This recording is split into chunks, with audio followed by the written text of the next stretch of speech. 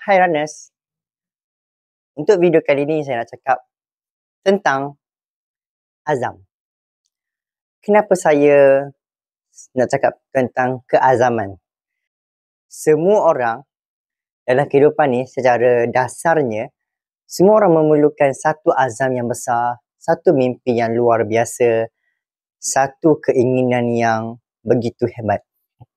Sebab kalau kita tiada azam atau tiada impian yang besar, akan membuatkan kita ni tidak bersemangat. Akan membuat kita ni tak ada satu perasaan yang aku nak buat juga. So kalau saya sekarang, ini saya merujuk kepada diri saya selalu letak setiap tahun saya akan buat sesuatu perkara baharu.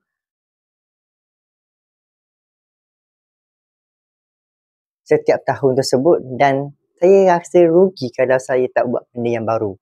Benda yang di luar kebiasaan saya. Mungkinlah bagi orang saya yang normal tu, yang biasa saya tu dah hebat dah bagi diorang. Tapi bagi saya rasa macam saya tidak puas hati lagi. So ini benda yang barulah bagi diri saya, sebab saya dulu macam selalu selesa dalam comfort zone. Saya dulu kalau dah berada di comfort zone, saya rasa macam nak stay je situ kan. Tapi bila dah satu tahap, saya dah buka minda, saya dah jumpa beberapa orang. Jadi saya tengok orang-orang yang berjaya ni, dia memerlukan satu growth zone. That means setiap hari, setiap minggu, setiap bulan dan setiap tahun, dia akan mencari satu benda yang perlu dibaiki dan baiki lagi. Sebab kalau orang yang hebat ni, dia bukanlah berada di fasa yang sama pada masa yang lama. Jadi kita kena mencari satu kelemahan diri dan mencari satu kelebihan diri untuk mencari fokus. Sometimes kita tak bolehlah terlalu memfokuskan kepada keburukan kita. Maksud saya, kelemahan yang kita ada ni memang terlalu banyak sebagai seorang manusia. Itu tak dinafikan. Sebab manusia ni memang semua ataupun memang secara alamiah memang manusia tu lemah. Tapi sometimes kita perlu fokuskan juga kepada kelebihan kita. Apa yang kita lebih tu kita fokuskan. Kita tak boleh sangat memfokuskan kepada kelemahan. Maksud saya, kelemahan tu bukanlah kelemahan yang asas. Maksud saya, kalau kelemahan tu yang secara asas sahaja, contohnya kalau korang ni adalah seorang yang berlari, korang buat kinestetik. Tapi korang bukanlah jiwa seorang yang maksud saya macam korang punya imajinasi, korang punya dunia kreatif, korang tak tinggi mana. Maksud saya, itulah yang korang tak perlu fokuskan, kelemahan yang tak perlu dibaiki. So kelemahan tu just pergi je, berlalu.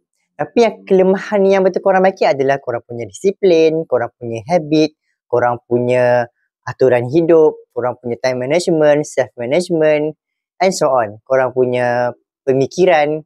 Jadi kelemahan-kelemahan yang asas tu korang perlu baiki, dan kelemahan yang tak perlu baiki adalah korang di luar bidang itu bukanlah korang punya kelemahan, sebab manusia itu berbeza-beza. Ada lemah bahagian itu, ada lemah bahagian ini. Jadi saling melengkapi lah.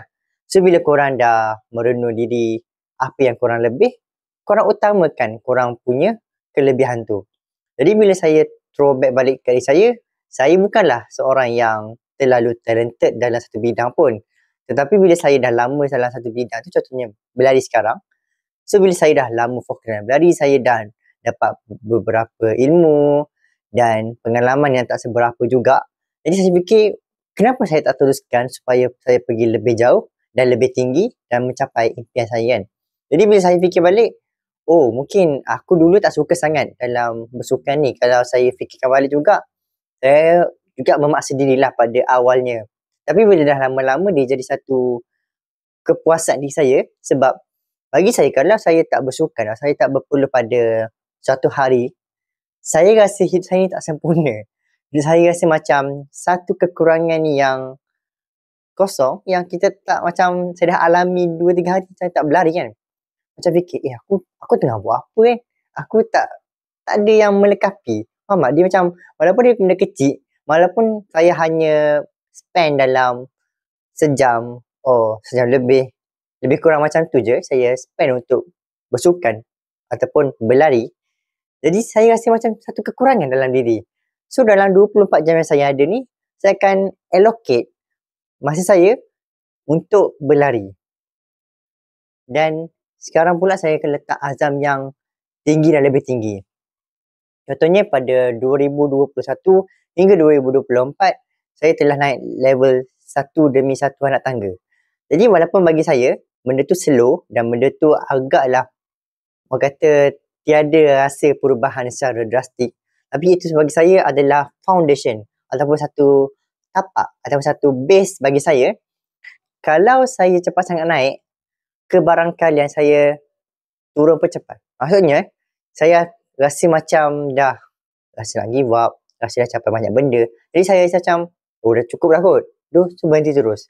So kalau saya buat sikit dan demi sedikit, saya rasa kepuasan tu. Saya rasa macam, aku dah buat benda ni, slow-slowan. Dalam training pun, kita akan bina dalam masa bersama, dalam kita mencapai azam, kita membina habit yang baik. Bukanlah semata-mata nak menang dan terus gone. Saya nak, walaupun saya habis event, saya dah mungkinlah menang kan, rezeki saya insyaAllah. So saya akan terus berlari juga untuk menjaga kesihatan.